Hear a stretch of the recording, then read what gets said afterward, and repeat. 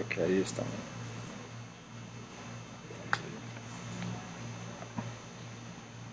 Ahí se ve bien. Creo que ahí estamos bastante bien. Um, uy, ¿cómo hago?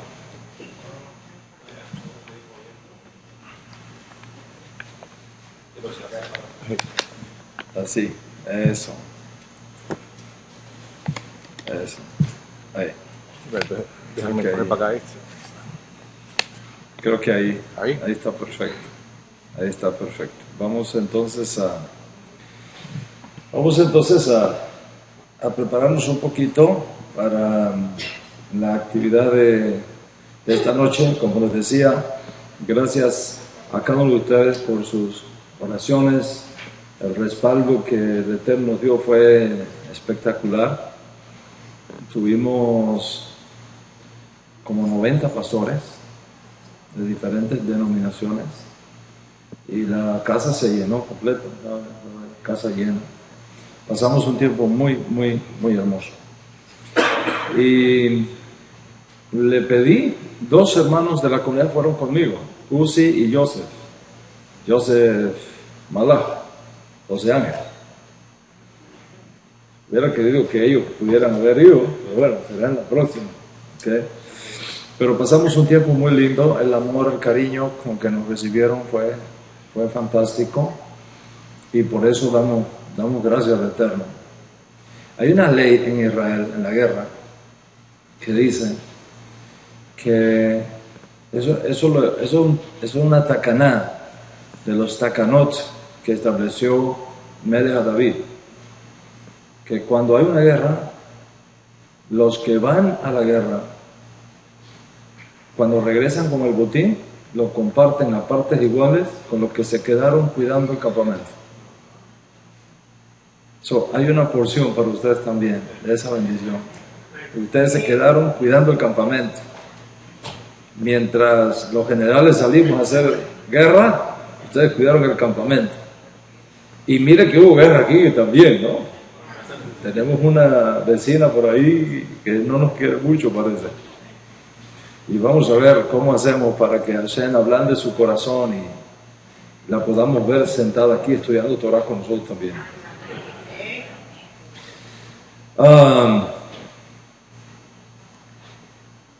Esta clase de hoy se da en el contexto del inicio de las famosas 3 semanas de duelo, donde siempre cosas terribles suceden en la vida de nuestro pueblo. Está marcado. ¿Okay? Y cuando vi en la prensa el estrechón de manos entre Kerry y el primer ministro del exterior de Irán, me di cuenta que se sigue cumpliendo eso. Creo que no ha habido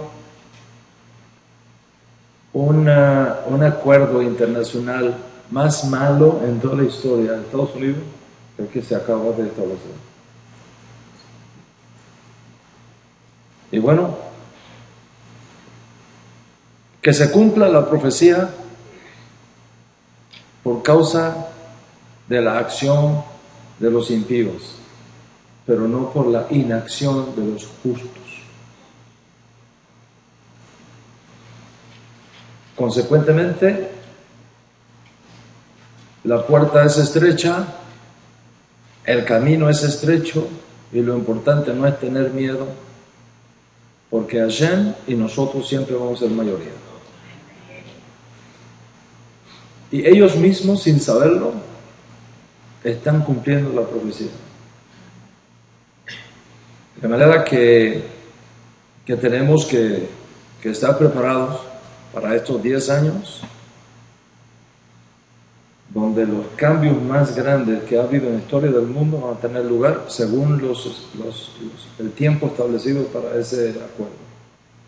Que en mi opinión, y acuérdense de mí, aunque no soy profeta ni hijo de profeta, pero basado en el estudio de la Torah, no pasará mucho tiempo sin que Irán viole ese pacto y lo rompa, como siempre han hecho, De manera que a los justos de las naciones y a los judíos aquí en Estados Unidos nos esperan días muy especiales. Tenga su pasaporte listo, su dinero, si es posible, en moneda extranjera, abajo el colchón. Que si hay alguna situación que tengamos que irnos rápido, que no sea ni en Shabbat ni en invierno, y ya saben para dónde hay que ir. Hashem nos ayude y nos guarde a todos. Le pedí a Uzi que esta noche nos diera sus impresiones del viaje. Se portaron ellos dos de una forma extraordinaria, no me dejaron ni colgar las maletas. Con eso se lo digo todo. Todo el dinero que me llevé en el bolsillo para gastar allá en cositas, no me dejaron pagar nada. Ni un té, absolutamente nada. Me cuidaron, me protegieron, fueron dos ángeles para mí. Y bendigo al Eterno por la vida de ellos. Uzi, por favor, cuéntanos tus impresiones del viaje. Pasa.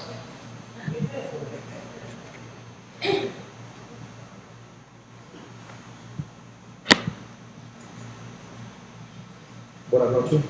Una vez más me tocó acompañar a nuestro líder, nuestro maestro de Torah, esta vez a República Dominicana. Pues nada, nos fuimos a República Dominicana con Joseph, que nos acompañó, que también fue de mucha ayuda, y poder conocer de primera mano la semilla que siembra el rabino con toda Latinoamérica. Y en el caso mío particular, yo miro alrededor de esta comunidad y cuántas gracias hay que darle a Jesús por todo lo que tenemos nosotros. Es increíble. Cuando usted sale por ahí y usted se da cuenta todo el esfuerzo que hacen todas estas personas alrededor del mundo para tener su comunidad linda, para tener su gente y para enseñarnos a todo lo que tenemos nosotros, y cuántas comunidades alrededor del mundo dependen de esta comunidad y de esta grabación que se hace aquí, de todas las enseñanzas que lo que tenemos nosotros de verdad es un privilegio. Pues nada, salimos el jueves en la mañana y así como Hashem le habíamos pedido que nos llevara, nos acompañara en nuestra vida de regreso, pues así se cumplió todo al pie de la letra. Salimos el jueves por la mañana y llegamos allá a Santo Domingo y nos estaban esperando, y de ahí nos fuimos a descansar y a preparar, y unas cuantas reuniones con los líderes de las comunidades allá en Santo Domingo, todo sin imprevisto ninguno, y todo como lo habíamos planificado. Ya nos levantamos el viernes en la mañana, nos estaban esperando una emisora de radio, Z101.9 FM. Tengo entendido que es la estación de radio de más fuerza en toda la República Dominicana. Inclusive se oye hasta en los campos que no llega ninguna emisora de radio, hasta el Quille. Y es, según las personas de República Dominicana, de Santo Domingo, 15 minutos en esa emisora de radio es más importante que primera plana en un periódico o que en cualquier canal de televisión, porque todo el mundo escucha la emisora. Y entonces los 15 minutos se transformaron en media hora para la radio. Y obviamente se quedó todo el mundo con más preguntas que no se pudieron responder. Ahí mismo el director de la emisora, inclusive, que no tenía planificado ir a la conferencia por la noche el sábado, pues dijo que iba a estar también en la conferencia. Y estuvimos ahí en la emisora de radio. Tengo entendido que había muchas personas que estaban impidiendo, porque estaban impidiendo esta conferencia tan importante, porque estaban desviando el asunto de la conferencia y estaban como creando un poco de discordia entre las personas que estaban organizando y la comunidad mensajita allá en Santo Domingo. Pero Hashem estaba en control y todo se solucionó.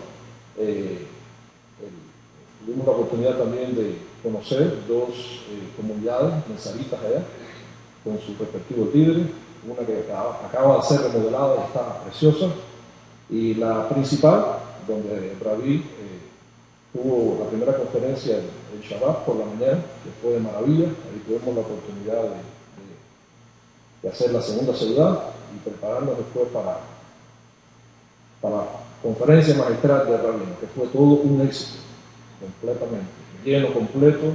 Como Rabino estaba explicando, habían bastantes pastores y había bastantes líderes. Había inclusive una señora de que era la líder de 100 iglesias en toda la República Dominicana. Y eso fue un éxito total. Y como siempre, esa conferencia, que les voy a confesar algo, yo pensaba que en el receso que tuvimos se iban a ir muchas de las personas, pero me llamó la atención que cuando regresó todo el mundo, a los 20 minutos, estaba todavía lleno completo. Así que ya saben ya que las personas les interesó bastante el tema. Obviamente es un tema que nos fascina a todos. Y es un tema que solamente el rabino lo puede mostrar de esa forma tan que todo el mundo lo entienda. Y al final pues tuvo el rabino también una administración muy preciosa, donde todo el mundo se acercó y todo el mundo recibió la bendición que el rabino le dio a todas las personas ahí. Y entonces después nos fuimos al hotel a descansar y prepararnos para dos cosas, para el regreso y prepararnos para el ayuno del 17 de Tamuz, que ya comenzaba también ahí. Y entonces, pues, así mismo ya estamos de regreso, llegamos ayer, y la cosa graciosa que pasó es que después que aterrizamos estuvimos nada más y nada menos que 50 minutos sentados en el avión, porque no había dónde meter el avión en Miami. 50 minutos sentados en esa pista. Sí, no. Nosotros aterrizamos cerca de las 6 menos 10, algo así. Y yo le decía a Rabino, no puedo entender que yo a las 7:30 de la noche todavía estoy viendo el puesto y después una cola que fue increíble. Pero bueno, todo bien, todo pasó. Así que una vez más, gracias Rabino. Gracias porque lejos de acompañarlo y de poderlo servir, es uno el que se nutre y es uno el que recibe la bendición. Gracias. Aquí me tiene un privilegio. Gracias.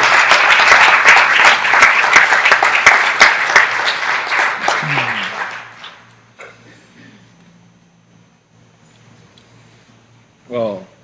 Esperamos que en otras conferencias, en otros países, ustedes puedan acompañarnos también. Vamos a ver si podemos dar esta conferencia en Cuba.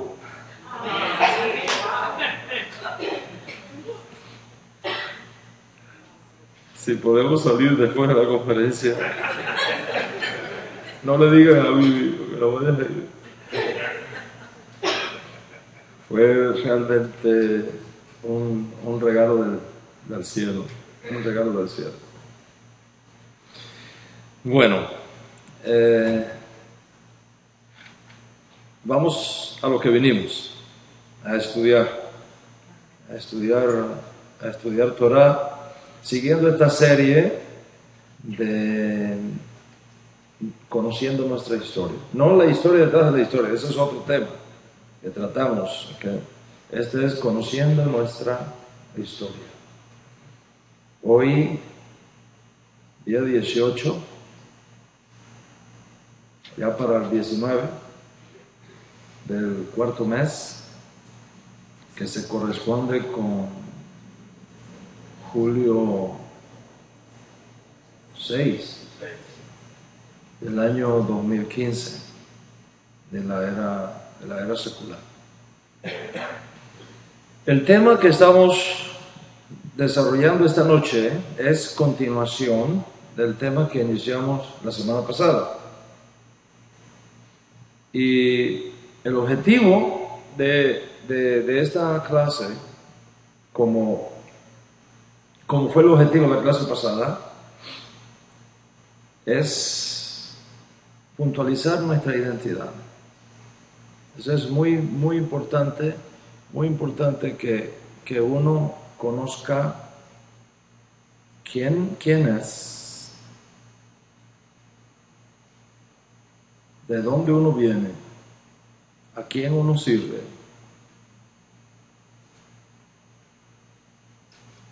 ¿Ante quién tenemos que dar cuenta de nuestros actos? ¿Y de quién vamos a recibir la recompensa? Cuando tú no tienes claro tu identidad,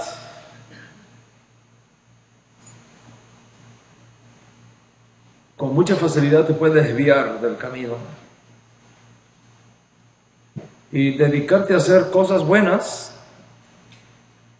pero que no es la razón por la cual tú has sido traído a este mundo.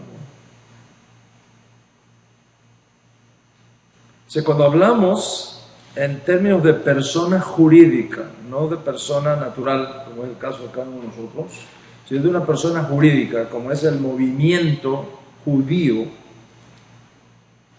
que se formó alrededor de la vida y de las enseñanzas de nuestro santo maestro, el judío más popular del mundo, el judío que Dios ha dado a conocer al Dios altísimo de Israel entre las naciones como ningún otro judío en la historia. Conocer eso, la identidad de ese movimiento, la identidad de ese hecho histórico que no tiene lugar fuera de Israel, sino dentro de Israel, que no tiene la intención de crear una nueva religión, sino de encapsular toda la riqueza del judaísmo que hubo hasta sus días en una misma ala y bajo una misma sombra, de tal manera que la esperanza del establecimiento de la edad mesiánica pudiera ser cumplida en sus días para bien de Israel y del mundo, es parte de los pilares de nuestra fe y es parte de los principios que nosotros tenemos que conocer para que seamos fieles a la raíz espiritual de esa persona jurídica que se llama el judaísmo mesiánico. Cuando hablamos de raíz espiritual, se define mucho lo que es la identidad. Todos nosotros estamos acostumbrados cuando hacemos el rezo público a decir, por ejemplo, en aras de la unificación del santo, bendito es, nos disponemos ahora a confesar el rezo de Shacharit o de Mijá o de Arvit que instituyó nuestro padre Abraham o Isaac o Jacob, con la mira de rectificar su raíz espiritual en los lugares celestiales y complacer así a nuestro Creador, que la dulzura del Eterno esté sobre nosotros, etc. Esa raíz espiritual, esa frase tiene una fuerza de identidad importantísima en la vida de todos nosotros, como personas naturales y como personas jurídicas, en este caso podemos necesitar. ¿Por qué?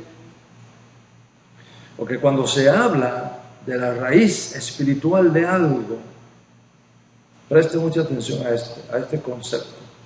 Cuando se habla de la raíz espiritual de algo, se está hablando de la tremenda conexión que hay entre el mundo superior y nuestro mundo. Entre los cielos arriba y nosotros la tierra aquí abajo, usando una figura cósmica que no tiene sentido sino solo para nosotros, pero que la entendemos. Siempre imaginamos que Dios está arriba y nosotros abajo. Mis caminos no son vuestros caminos, como los cielos son más altos que la tierra. Es una metáfora del pensamiento, dadas las condiciones actuales que nosotros vivimos, teniendo la tierra como punto de referencia, como punto de observación. En el universo no hay este, no hay oeste, no hay arriba, no hay abajo. En el espacio usted está con la cabeza para abajo y usted no sabe que está con la cabeza para abajo. Usted siempre está derecho. Pero bueno, todo el mundo entiende lo que estamos hablando. Entonces, ¿qué pasa? Que figurativamente hablando y espiritualmente hablando, así como hay un mundo aquí abajo, hay un mundo allá arriba. Y las cosas que suceden aquí abajo están conectadas con las cosas que suceden arriba. Y las cosas que suceden arriba están conectadas con las cosas que suceden abajo. Y como es abajo, es arriba. Por ejemplo, usted tiene un cuerpo físico, ¿verdad? Pues físico, tú lo puedes tocar, ese es tu cuerpo, ¿verdad? Pero allá arriba hay otro cuerpo que te pertenece a ti, que Hashem diseñó para cada uno de nosotros, está allá arriba, reservado para nosotros. Dice Rabino Shaul, si este cuerpo terrenal se deshace, tenemos una morada no hecha de manos para nosotros. Y esperamos ser revestidos, no desnudados, sino revestidos. ¿Con qué vamos a ser revestidos? Con el cuerpo de la resurrección que Dios tiene reservado por usted en los lugares celestiales. Allá arriba hay un cuerpo que está perfectamente unido a ti. Es el cuerpo que tú vas a tener en la resurrección. Ya se está hecho, ya está ready to go.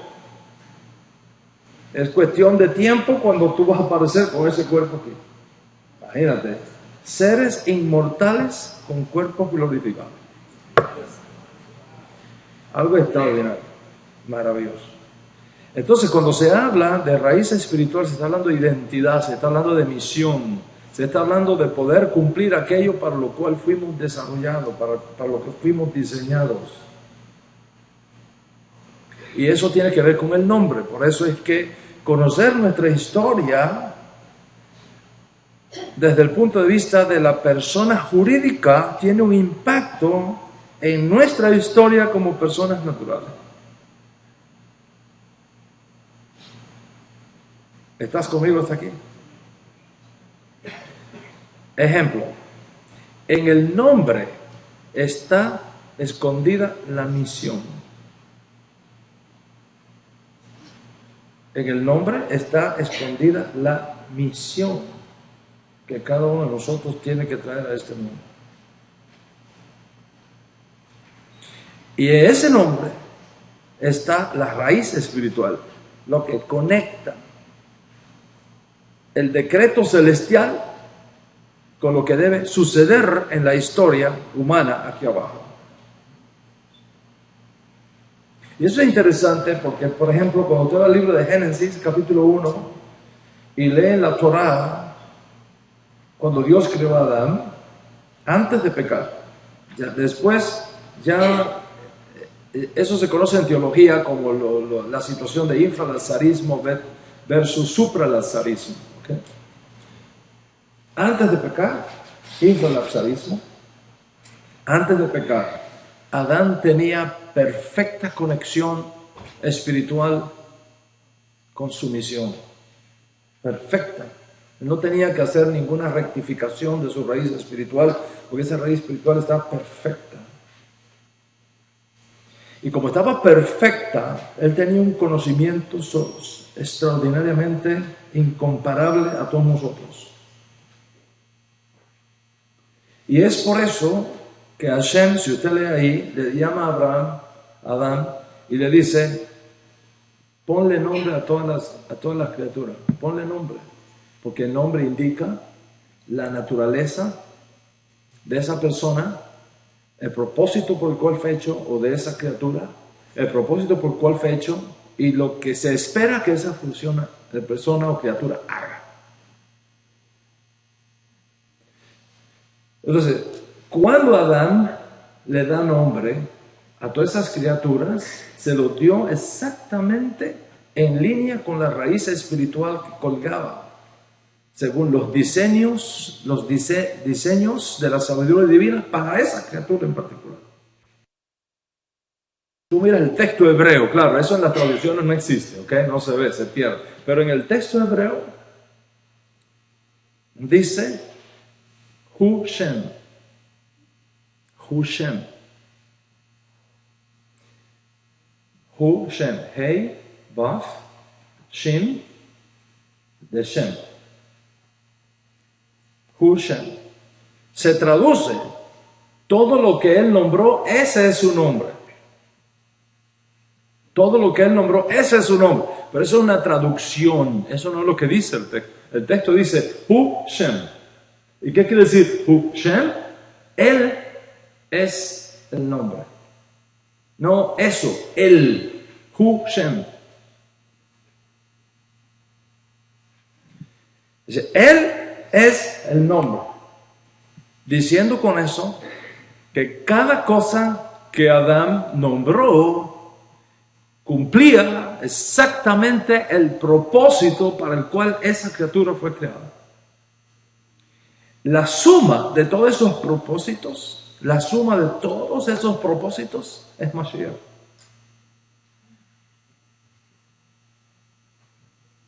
Por eso es que, como dice el santo maestro Arizal de Sofet,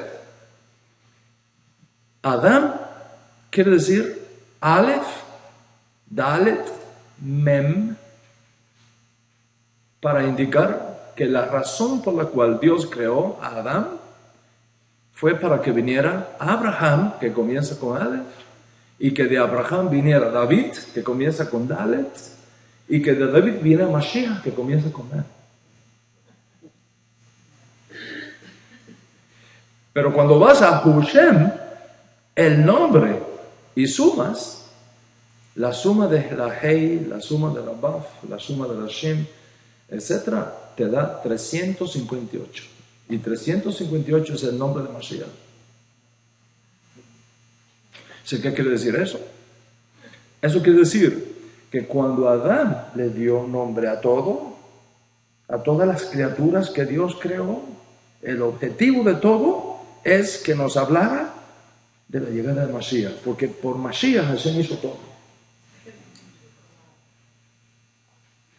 Consecuentemente, entre la creación de Adán y la llegada de Mashiach, todo lo que existe tiene un nombre que define su misión, su identidad, su ADN. ¿Cuántos están conmigo hasta aquí? Cuando hablamos de nuestra historia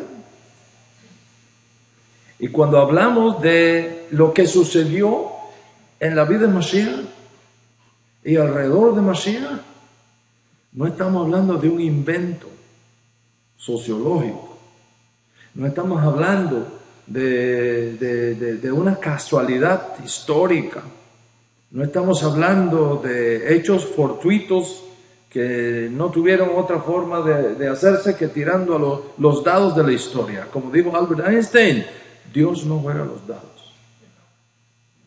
Eso fue un hecho histórico que tiene relevancia profética y que tiene relevancia en términos de la redención de Israel y del mundo. Por lo tanto, conocer esa historia no solamente es importante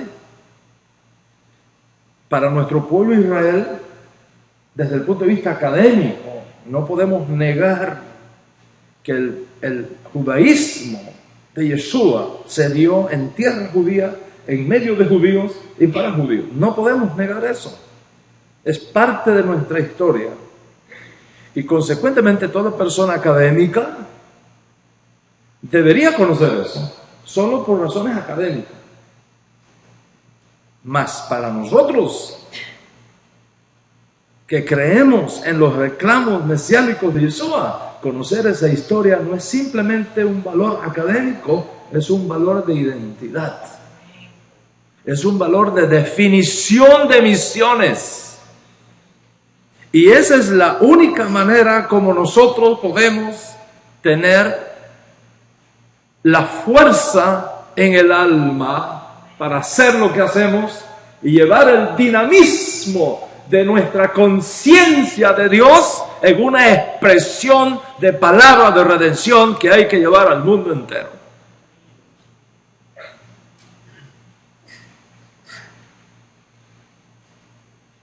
Cuando hablamos de conocer nuestra historia, no estamos hablando simplemente de un valor académico que es extraordinario, de una historia bonita que es extraordinaria. Estamos hablando de un pilar de nuestra fe. Estamos hablando de fundamentos de nuestra fe. Y tú te puedes equivocar en las periferias. Tú te puedes equivocar a la hora de poner una ventana en un edificio, pero tú no te puedes equivocar en el fundamento del edificio. Porque si una ventana quedó mal y se cayó, tú la reemplazas. Pero si el fundamento flaquea y se quiebra, el edificio entero se viene abajo. Entonces, cuando hablamos de pilares y cuando hablamos de fundamentos, ahí no podemos equivocarnos. Y nadie puede quitar ese fundamento. Entonces, en la clase pasada, estuvimos hablando en la primera parte de lo que hoy vamos a continuar, acerca de las cosas que sucedieron en Israel, a veces en paralelo, a veces fusionadas, a veces separadas, a veces en tremendas discusiones halágicas por el honor del cielo. Hasta que sucedió el desastre de la destrucción de Jerusalén y de la destrucción del templo, asunto que es el tema de estas semanas, de estas próximas 3 semanas que están delante de nosotros.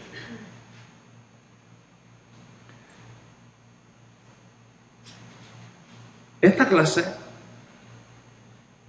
tiene también la intención de responder a un grave error de interpretación de las palabras de Yeshua que están corriendo por las redes de comunicación del mundo, en el sentido de que luego de la destrucción de Jerusalén y del templo, el único judaísmo que sobrevivió fue el judaísmo que conocemos hoy día como judaísmo talmúdico.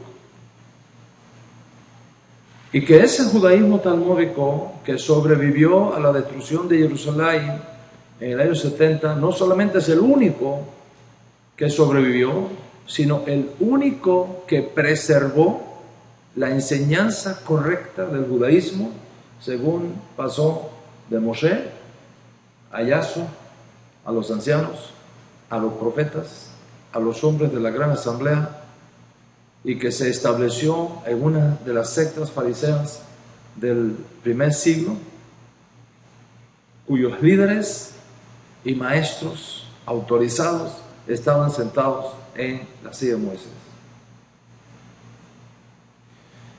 Y consecuentemente, cualquier otro judaísmo que no provenga de esa línea ininterrumpida de Moisés, de Yahshua, de los ancianos, de los profetas, de los hombres de la gran asamblea y de las parejas de maestros que subsistieron después de la eliminación o la desaparición de los hombres de la gran asamblea, hasta concluir con Shammai y Hillel, una generación antes de Yeshua.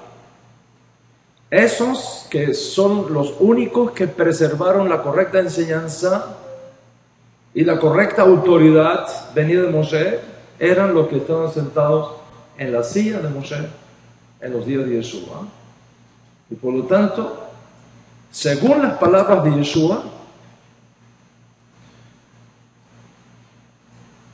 aunque en ocasiones la conducta de ellos no es imitable, porque dicen y no hacen, sus enseñanzas, sus ordenanzas, sus takanot, sus explicaciones de la Torah son correctas y todo Israel tiene que seguirla, incluyendo el propio Yeshua y sus discípulos.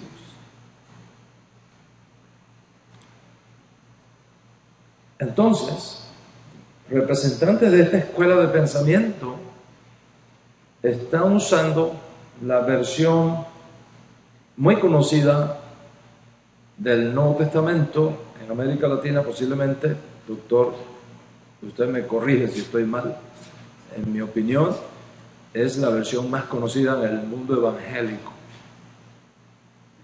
Reina Valera, en 1960 sobre todo. Ese, no sé si ya la NBA está ahí llegándole a los talones, ¿no? Pero Reina Valera es un punto de referencia. Entonces, para probar su caso, algunos representantes de esta escuela usan, yo diría, la trinitaria Reina Valera,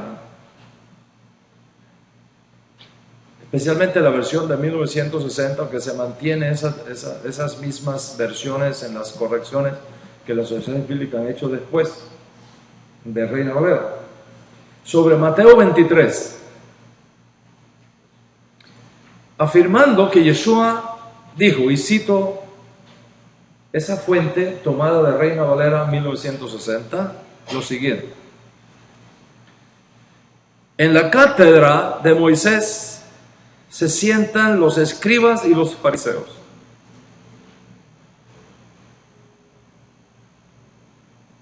Por tanto, todo lo que ellos digan, hacedlo y seguidlo.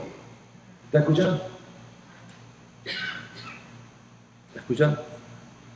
No le digo que mire, porque aquí yo no dejo entrar Reina Valera. Si usted trajo Reina Valera, le ruego que no la traiga más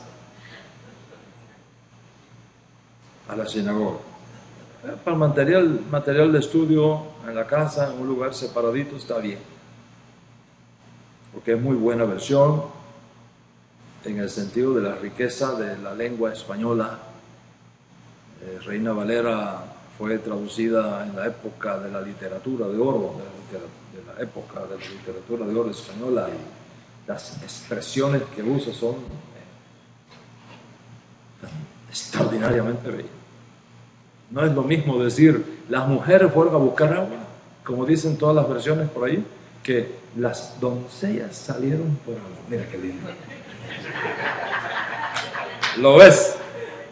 Eso es fantástico, extraordinario. El que conoce la lengua española dice, esto es una delicia. Pero una cosa es el estilo y otra cosa es la doctrina. Y ahí es donde está el problema. Entonces vamos a escuchar lo que dice de nuevo Reina Valera 1960. En la cátedra de Moisés se sientan los escribas y los fariseos. Por tanto, todo lo que ellos digan, observa, todo lo que ellos digan, todo lo que ellos enseñen, todo lo que ellos expliquen, todo lo que ellos digan, hacedlo y seguidlo. Pero no sus obras, porque ellos dicen y no hacen. Y según el pensamiento de los ideólogos de esta escuela, como Yeshua, según esta traducción de Reina Valera 1960, respalda la autoridad y enseñanza de los fariseos, aunque no su conducta, por aquello de haz lo que te digo pero no lo que hago.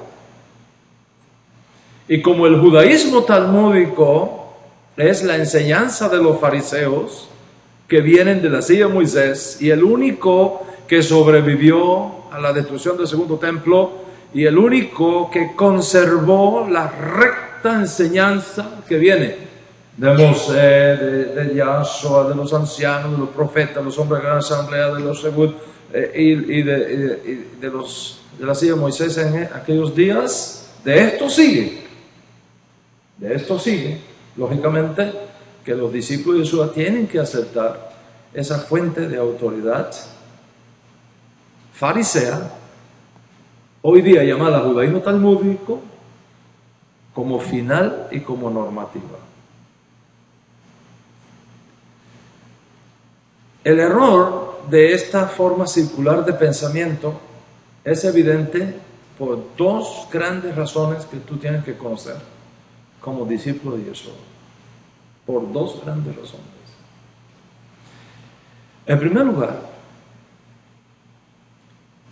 y lo decimos con todo el respeto del mundo y sin la más mínima intención de herir sensibilidades culturales ni halajicas, porque ese no es el objetivo, sino de analizar la verdad, no importa dónde nos lleve y no importa el costo del camino. Primero, porque el judaísmo talmúdico que nosotros conocemos hoy no representa el judaísmo de los días de Yeshua, asunto que explicamos en la clase pasada. De manera que si usted no escuchó la clase pasada, es muy importante que escuche la clase pasada. Tuvimos 1 hora y tanto aquí hablando de esos aspectos históricos, ¿Okay? El judaísmo talmúdico no representa el judaísmo de los días de Yeshua. El judaísmo de los días de Yeshua era un judaísmo multifacético, era un judaísmo propio de aquella época, nada que ver con el judaísmo que surge luego, sino que en el mejor de los casos, el judaísmo talmúdico es una innovación importante, que tiene su valor histórico, que tiene su valor incluso halájico, para la sobrevivencia de esa expresión del judaísmo, y que sigue una de las muchas líneas del judaísmo multifacético que existía en los días de Yeshua. Eso es lo primero. Y lo segundo, no es cierto que Yeshua respaldara de esa manera la secta de los fariseos que ocupaban la silla de Moshe en sus días como final ni normativa, ni para él, ni para el pueblo judío como nación, ni mucho menos para nosotros como sus seguidores, como sus estudiantes. Ahora, esto que yo digo hay que probarlo.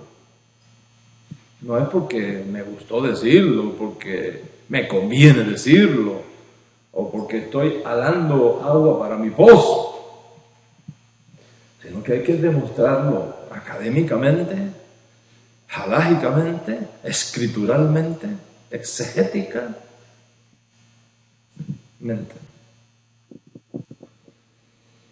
Las razones por las cuales estas dos ideas están equivocadas son las siguientes. Primero, los que están tomando nota pueden tomar. O como hoy no es Shabbat, puedes escribir. Hay que darte gusto. Primero, el contexto mismo de ese capítulo 23 de Mattiahu, donde aparece esa versión, el contexto mismo revela cómo Yeshua condena y rechaza precisamente no solo la conducta errada, sino también la enseñanza equivocada de los fariseos y escribas que estaban sentados en la silla de Moshe de sus días. No solamente Yeshua objeta la conducta equivocada, sino las explicaciones equivocadas de aquellos que estaban sentados en la silla de Moshe, en la cátedra de Moshe en aquellos días.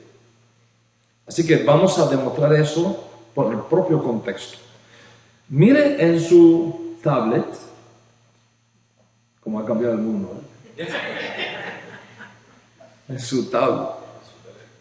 Mire en su tablet Mateo 23, 16 y 17.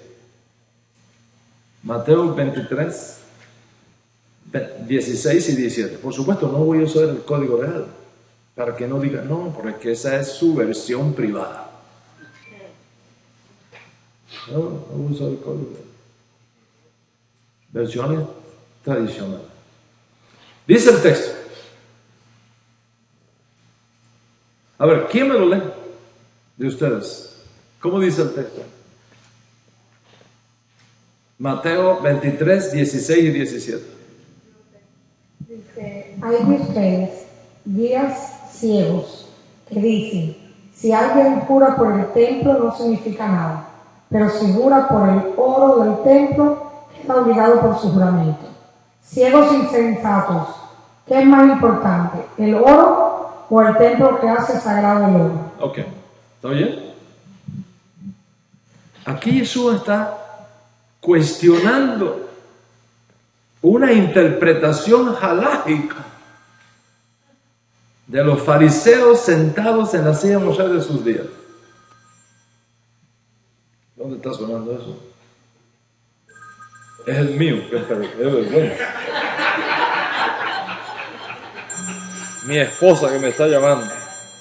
¿Me la quieres responder, para que ella sepa en lo que anda?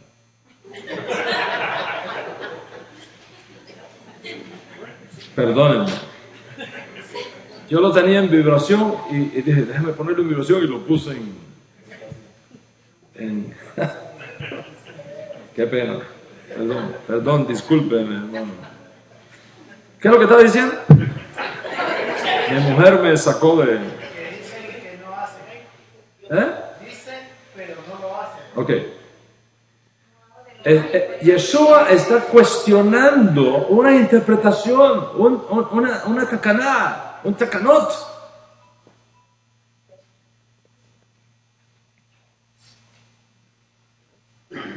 Básicamente, lo que está diciendo es la posición de los fariseos sentados en la silla de Moshe de sus días en estos términos. Todo el que jure por el templo, por el Beit HaMikdash, no es tan obligante. Pero el que jura dar todo su oro al templo, está obligado a hacerlo. Y Jesús dice, insensatos y ciegos, ¿qué tiene mayor peso? ¿El oro o el santuario que santifica el oro?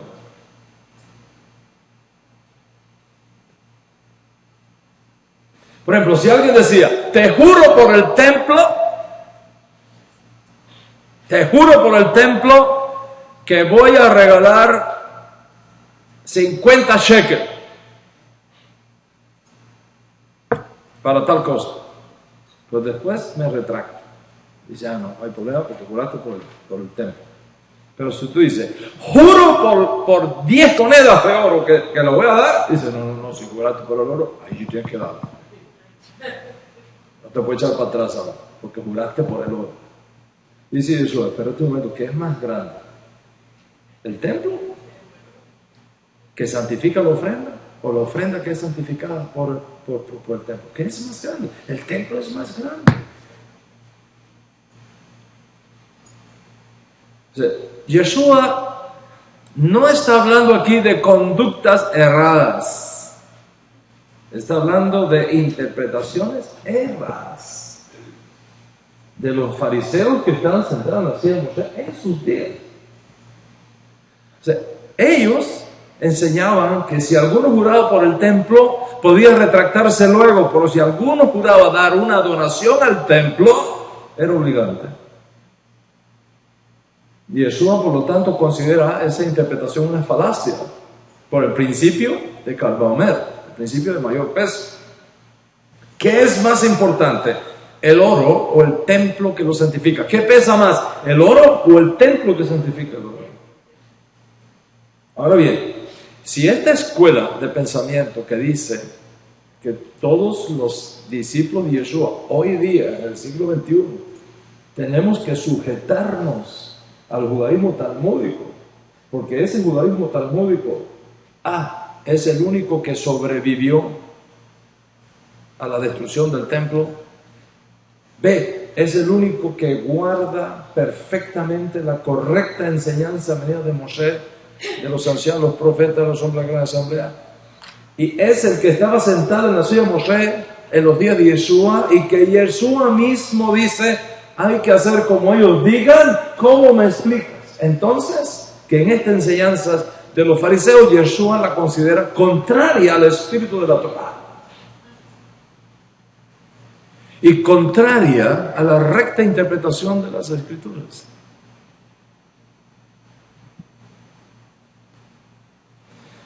Vamos a Mateo 23, 18 al 22. A ver si alguien me ayuda con ese texto. Mateo 23, 18 al 22. También decís, si alguno jura por el altar, no es nada, pero si alguno jura por la ofrenda que está sobre él, es deudor. Necios y ciegos. ¿Por qué? ¿Cuál es mayor, la ofrenda o el altar que santifica la ofrenda? Pues, Ok, hasta ahí. Gracias. Ahí tenemos otra interpretación equivocada de los fariseos de los días de Yeshua que están sentados en la silla de Moshe. Por el mismo principio de mayor peso, los fariseos sentados en la silla de Moshe en los días de Yeshua enseñaban que si alguien juraba por el altar del templo, luego podía retractarse. Pero si alguno juraba entregar bienes materiales, es decir, ofrendas de animales, por ejemplo, no podía luego retractarse. Y Yeshua considera que esa explicación dada por los fariseos de sus días, que estaban sentados en la silla de Moshe, sobre este particular, estaba errada y violaba los principios básicos de interpretación de la Torá, y por eso los llama ciegos e ignorantes. Porque lógicamente, según Yeshua, y según cualquiera de nosotros, el altar tiene mayor peso que la víctima colocada sobre él, porque no es la víctima lo que santifica el altar, es el altar lo que santifica a la víctima. Ahora bien, si esta escuela de pensamiento está en lo correcto, y Jesús afirma que los fariseos sentados en los días, en la silla de Moshe de sus días, enseñan lo correcto, y lo que ellos enseñan tiene que ser creído, y lo que ellos enseñan tiene que ser obedecido, ¿cómo entonces el propio Yeshua condena sus propias enseñanzas, declarándolas contrario al espíritu de la Torá y contrario a la recta interpretación de las Escrituras? ¿Cómo lo explica? En el mismo capítulo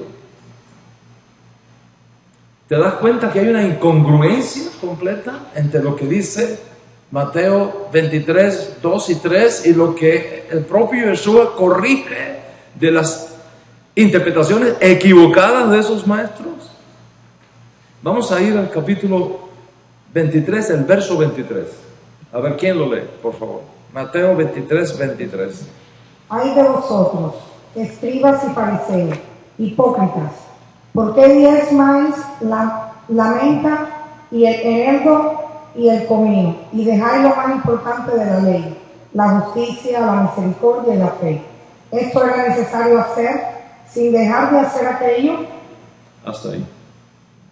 Otra objeción más a la enseñanza de los Perushim, que estaban sentados, y los Soferim, que estaban sentados en la silla de sus días. Es otra evidencia tomada del contexto. ¿Y cuál es la objeción que presenta Yeshua aquí? Posiblemente la más grave de todas. Porque si las dos previas son graves, esta es más grave todavía. ¿Por qué? Porque aquella tiene que ver con las ramas, pero esta tiene que ver con el fundamento. ¿En qué sentido? Las prioridades de la Torá. Las prioridades de la Torá. Que según Yeshua, los fariseos sentados en la silla de Moshe de sus días mostraban total confusión. Halágicamente y estrictamente hablando, no hay obligación de diezmar,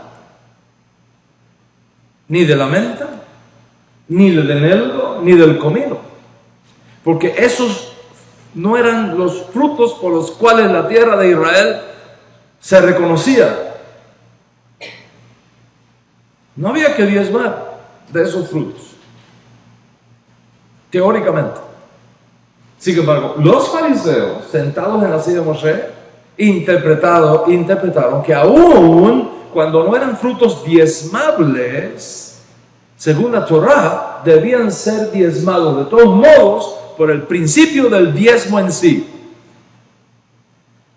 Y eso no condena eso, sino la inconsistencia de un sistema de interpretación de la Torá, cuando al mismo tiempo los grandes principios de la Torá en relación con la justicia, la gracia y la fe eran totalmente ignorados. Yeshua, por tanto, está en total desacuerdo con ellos en su sistema de prioridades de la Torá. Y va un paso más allá, aún para considerarlos incapacitados para gobernar a Israel, por cuanto pisoteaban la grandeza de la ley, colando el mosquito y tragando el camello. Porque es evidente que un juez que a las cosas verdaderamente importantes le resta importancia y a las triviales las considere fundamentos, no está en capacidad legal apropiada para gobernar una nación.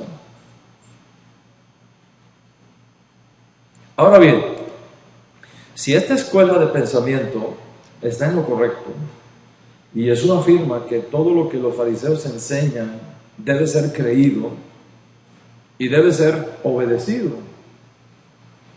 Y que el propio Yeshua es el que establece ese principio. ¿Cómo entonces explicar que es Yeshua mismo quien condena esta enseñanza de los fariseos, declarando la contraria al espíritu de la Torá y de la recta interpretación de las Escrituras? Toma la idea, Morel. Si Yeshua está diciendo al comienzo de su discurso que la enseñanza de los fariseos y de los escribas es correcta y que hay que seguirla, como afirman los que se fundamentan en Reina Valera de 1960 para establecer esa enseñanza, ¿cómo explicas entonces que en el resto del discurso Yeshua se pasa todo el tiempo mostrando que la enseñanza de esos escribas y de esos fariseos está errada y que representa una grave desviación de la correcta interpretación de la Torá? Es evidente que Yeshua no solamente condenó la inconsistencia ética de los fariseos sentados en la silla de Moshe en sus días, comparando su actitud con la de sepulcros blanqueados por fuera que aparentemente son muy bonitos para los hombres, pero que después que estás adentro descubres que está lleno de huesos de muertos. Y así se los dice a los que estaban sentados en la silla de Moshe, por su interpretación equivocada de la Torá, según Yeshua. En todos estos casos que él menciona ahí, les dice, ¿saben qué? Ustedes son sepulcros blanqueados, que por fuera se ven muy bonitos y atractivos, pero después que entras te contaminan. Déjame explicar un poquito esto para no dejar una laguna ahí. En los días del segundo templo, cuando el templo estaba en pie, los peregrinos venían desde largas distancias para acercarse a Jerusalén, y lo hacían casi siempre en grupos para protegerse de los asaltadores del camino, que sabían que venían con dinero para cambiar en el templo o para comprar animales para los sacrificios. La gente venía con dinero, ¿entiendes? Entonces esos eran targets, eran objetos para los ladrones y asaltadores del camino. Entonces, cuando llegaba la noche, ellos no caminaban de noche, porque ese era un target fácil, un objetivo fácil del asaltador. ¿Qué hacían? Se escondían en grupos, y en los lugares correctos eran las cuevas. ¿Dónde se escondió David de Saúl? En una cueva. Alrededor de Jerusalén, basta ir, eso está lleno de cuevas por todos lados. Qumran es una ciudad de cuevas. Cuevas por todos lados. Pero en las cuevas también se enterraban los cuerpos de los muertos. Entonces, ¿qué pasa? Según la ley judía, si tú tocas un muerto, te contaminas y no puedes entrar después al templo. Entonces, como es de noche, está cayendo la noche, te metes en una cueva, por la mañana descubres que era un sepulcro, te embarcaste y no puedes entrar al templo, estás contaminado de muerto. Tienes que hacer todo un proceso que no solamente es largo, es costoso también. Entonces, ¿qué hacían los líderes del Sanedrín de aquella época? ¿Qué hacían? Mandaban a los levitas con pintura blanca de aquella época y a las cuevas que no se usaban para sepultar personas, las pintaban de blanco.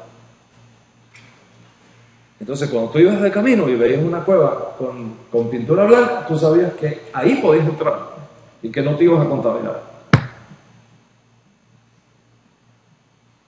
¿Me vas entendiendo ahora el contexto? Entonces, cuando Yeshua dice, ustedes son sepulcros blanqueados, no dice cuevas, es sepulcro blanqueado. Imagínate un lugar que está lleno de huesos de muertos que son contaminantes y que alguien venga y lo pinte de blanco por fuera. Y tú entras confiado, porque se ve muy por fuera se ve súper extraordinario y maravilloso. Y te metes allá adentro. Y pasas la noche y estás feliz ahí adentro. Pero al otro día, cuando entra el sol, empiezas a descubrir que hay huesos de muertos por todos lados. Y te contamina. Y te echa a perder el día. Pero ya es too late. Estás contaminado, no cuenta nada. Ese es el contexto de esa frase.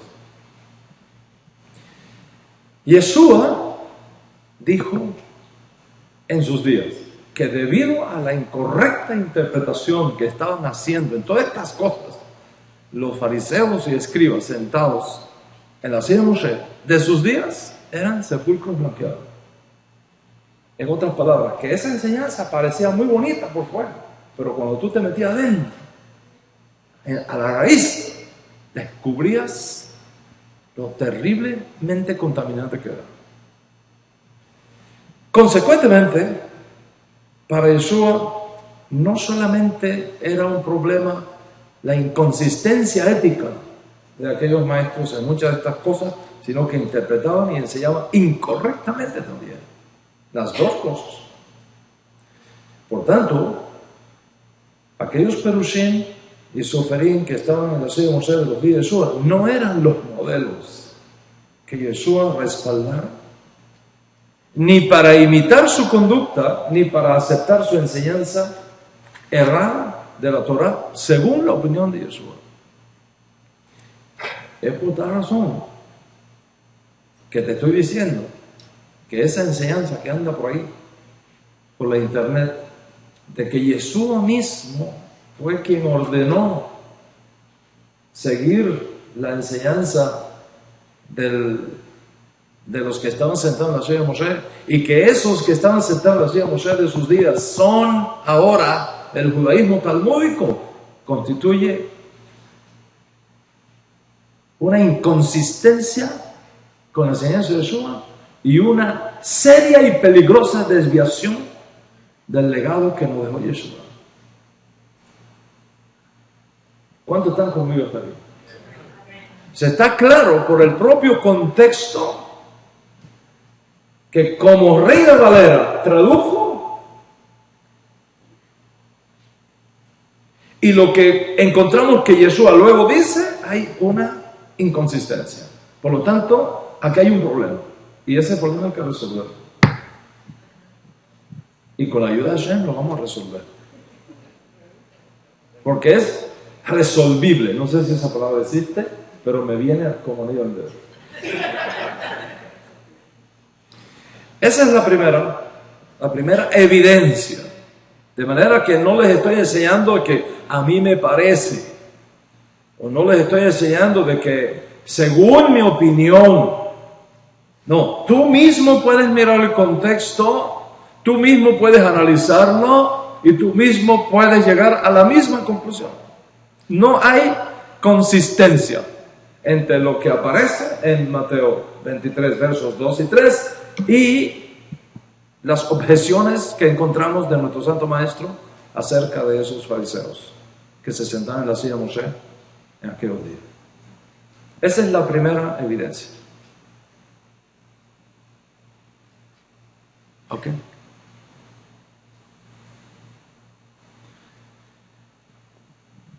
Segunda evidencia que voy a presentar. No solo el contexto.